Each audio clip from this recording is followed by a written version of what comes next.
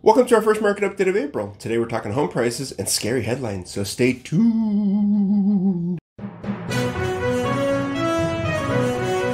Welcome to another local market update with Rick Batista. So as always, let's cover some fun facts and then I'll follow that up with some insights immediately after. Fun facts, market time. Mortgage interest rates declined for the third week in a row, with a 30-year fixed rate mortgage averaging 6.32% the week ending March 30th, 2023, the lowest level since mid-February, according to Freddie Mac. The drop in rates has led to an increase in mortgage demand, with mortgage applications to purchase a home rising 2% from the previous week, marking the fourth consecutive week home purchase applications increased, according to the Mortgage Bankers Association. Before we get into all the numbers and data, I wanted to talk about our minds for a moment. And stick with me here, it's going to be brief, and we'll certainly connect to our market update today. Studies show that we humans spend about 90% of our time telling ourselves what is happening. We hear something or read something, and our brains just start to go crazy if we allow them to. And even if we start doing some more digging, read information, learn, study history, follow trends, and we gather up all these facts, our brains can still stir up these nerve-wracking thoughts. They say ignorance is bliss, but knowledge is power. So which one is it? Well, I think the answer is somewhere in between, probably leaning towards knowledge. So I would strongly suggest that you read and learn on your own, but also talk with people from different walks of life and people in various industries. And when it comes to real estate, definitely talk with a knowledgeable broker, someone who knows the market. I can't stress that enough. And I'll probably stress it again before the end of this video. So why do I bring up the mind? If we go back to last fall, which was just a few months ago, we were seeing scary headlines about home prices dropping this year. Predictions were being 15 to 20%, and everybody's talking about another bubble and just chaos. And certainly the year is still young, but it hasn't started off that way. And we can't predict the future, like I said, and I'll say again, but certainly doesn't look like it's going to be that way either. I'm going to read off something from Black Knight. They are one of the companies that follow home prices and trends. Home prices nationally rose 0.16% in February when seasonally adjusted. That is the strongest one-month gain since May of last year, 2022, and home prices are now 2.6% below their peak last June. So 2.6%, certainly not 15 or 20. And if you've been watching our videos, we've been talking about slight adjustments downward or even flat growth, which essentially means not many changes to come, at least for this year. But that's just to be expected. We had a very volatile market the last couple of years, and after you go crazy, you got to stabilize. So certainly no surprises here. So I wanted to show you a few slides here before. This is covering data nationally across the country versus local. We'll get to the local part in just a few moments. The first slide I wanted to show you was home price appreciation. This is January 2023 year over year appreciation in the top 20 cities. And these are listed in alphabetical order here.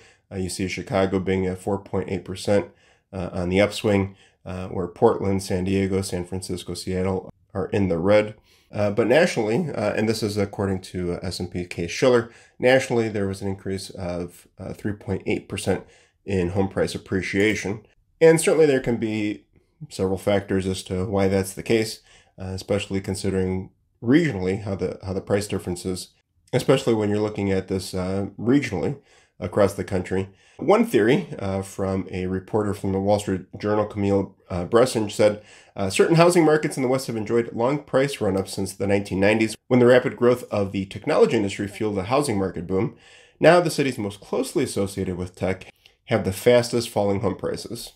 So certainly may not be the only reason, but tech industry, as much as it's given us, certainly has taken things away from us as well as a society, but that's a whole other philosophical conversation. But certainly could have a direct correlation to home price adjustments in those certain states. If we look at this next slide here, it has data from the FHFA, year-over-year price appreciation, and this is, again, comparing January 2023. And this data is just from last week, March 28th, and it's comparing January by region, again, year over year. We can certainly see the Pacific, no growth there. Looking at the other regions throughout the country, certainly has seen an increase in price appreciation, with the South Atlantic being the highest in 9.6%, national rate of appreciation 5.3%. Now, again, referencing Case-Shiller, this slide is looking at home price movement This is January 2023, month over month, percentage of appreciation in top 20 cities. Again, these are listed in alphabetical order. And we're seeing a flat growth, or very minimal growth, across Atlanta, Boston, Charlotte, Chicago, and Cleveland, while the rest of the majority metros located in the south and west are in the red. Nationally, a decrease of just 0.2%. Certainly not an increase like we'd like to see, but not 15 to 20%. And if we're comparing month-over-month price change, this data is provided by FHFA as of last week, March 28th. They're showing a national rate of appreciation of 0.2% in the positive zone. Looking in Pacific down the most at 0.6%, followed by East South Central at 0.5, Mountain by 0.3, and the rest either at a flat growth or minimal growth. New England showing the most at 2%, with South Atlantic in second place by 0.8%. And just to give it another perspective, this slide is showing the number of metros where month-over-month prices remained the same or appreciated. And by August of last year, 20 metros were in the negative, and you saw things pick up again in October, go back down again right towards the end of the year. And we certainly saw a great start to the year, and things have slowed down a little bit. So as data comes out, we'll be able to see how the first part of this year panned out. But I think I can pretty much tell you how that went. So even though we saw most of the months since August of last year with negative growth, we are seeing some positive movement in the right direction. So let's see how spring plays out. So second to last slide that I'm going to show you here. This one is comparing Case-Shiller and FHFA. And it addresses the question of, have home value declines stabilized? This is showing month-over-month percentage change in home values, and it's seasonally adjusted. Case-Shiller, we're going back to January 2022. Right after June, we've been in the red. And as recent as January 2023, just down by 0.2%, where FHFA is showing pretty much the same thing through June of 2022. Slightly different in September and October. We landed on top by 0.2% in January 2023. And after reviewing all the data from those reliable sources, I think the bottom line is that we just have to stop listening to all the doomsday headlines coming from mainstream media. We certainly need to pay attention to the national news because we're not immune to what's happening across the country or the world.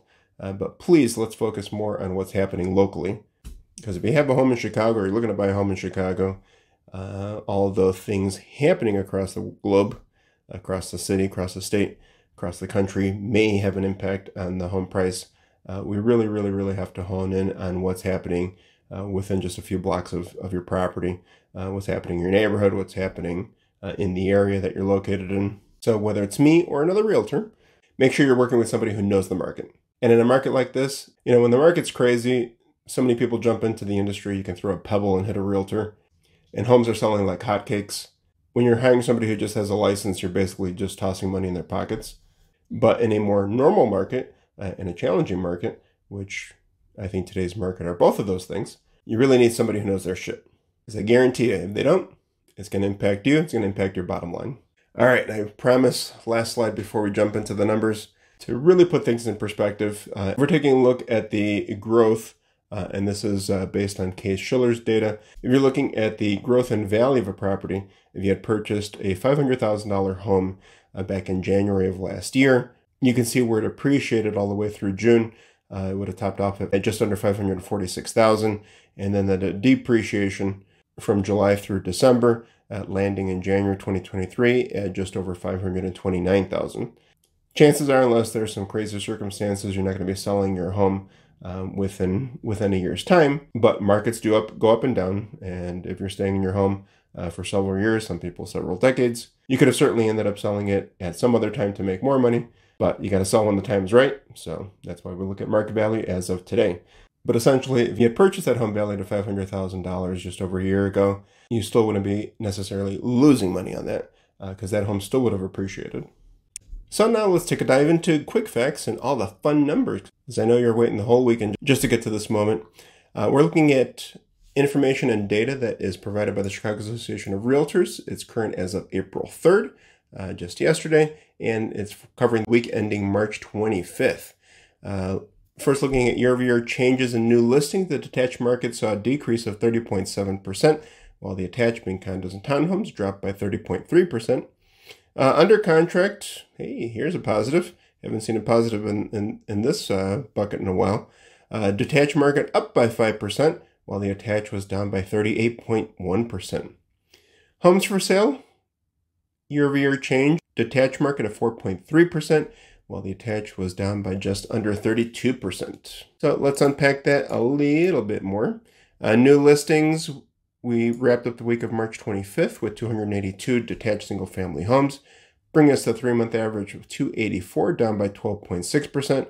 Single-family attached wrapped up the week with 505, 3-month average of 441, down year-over-year by 35%. Under contract, we finished off the week with 229 detached single-family homes, 3-month average of 167, down by 22.7%. While the attached market wrapped up the week with 346, 3-month average of 282, down by 36.1%.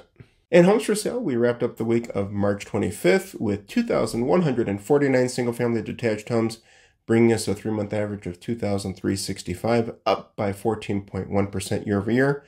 And the attached market, 3,001, with a 3-month average of 3,159, down by just under 25% year-over-year. So what does all this information and data mean for you? Heck if I know. All depends on your situation. We don't know what your situation is until you get in touch with us. Feel free to reach out anytime. You can call, text, email. Our contact information is below. We do our very best to stay informed so that we can help you get the answers and the information and data that you need to make the most informed decision possible for you and your household.